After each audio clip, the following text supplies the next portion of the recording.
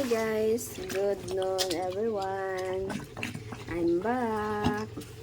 Ika-76 na ni Ensay mula sa kanyang paghabolog. Ika-76 days.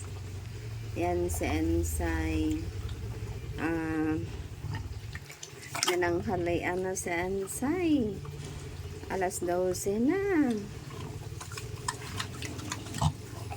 Yan, si Ensay namin. Yan.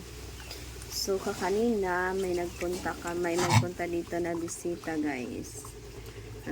Sabi niya sa akin, okay daw, very good daw yung namin. Yung alaga namin. Very good daw.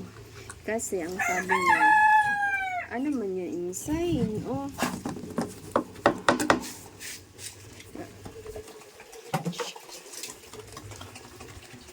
ay, naputol akong kwentong barangay. Oh. Naputol akong kwentong barangay. Say, ang sabi niya sa akin, ang palatandaan daw na good, buhay lahat ang mga biik. Sa sa tiyan, buyag. Palatandaan daw ay sa kanyang dedi. Ang dede daw niya, guys, ganyan. Buhay na buhay, buyag. Isa daw to sa palantandaan na ang nasa kanyang, sa loob ng kanyang tiyan ay buhay. Ayan. So, kahit gano'n ang sinabi, hindi pa rin tayo kakampante. Alagaan pa rin natin ang ating alaga. Yan. Natuwa lang ako dahil good sign. Good sign po ito. Kasi guys, ganyan kasi si Ensay magkain, no? Yan. Ang kanyang pagkain ay hindi pure feeds.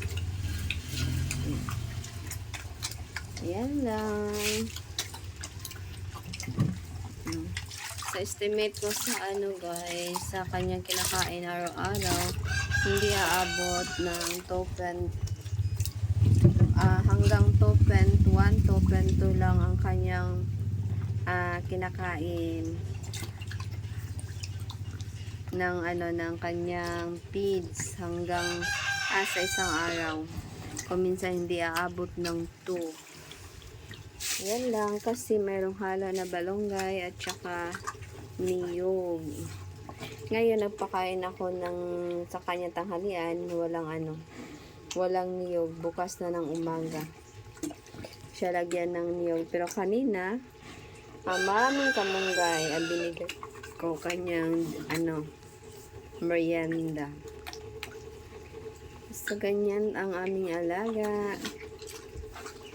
Yan, kanina parang na-stress Ensay dahil maraming malaking sasakyan na gadaan. So kahit ganon, pinapakain ko siya ng kamunggay. Yan, mag-inom pa niya siya. Oh, mi ara kaonan. Dili pwede mawala ang water sa Ensay kay palainom siya water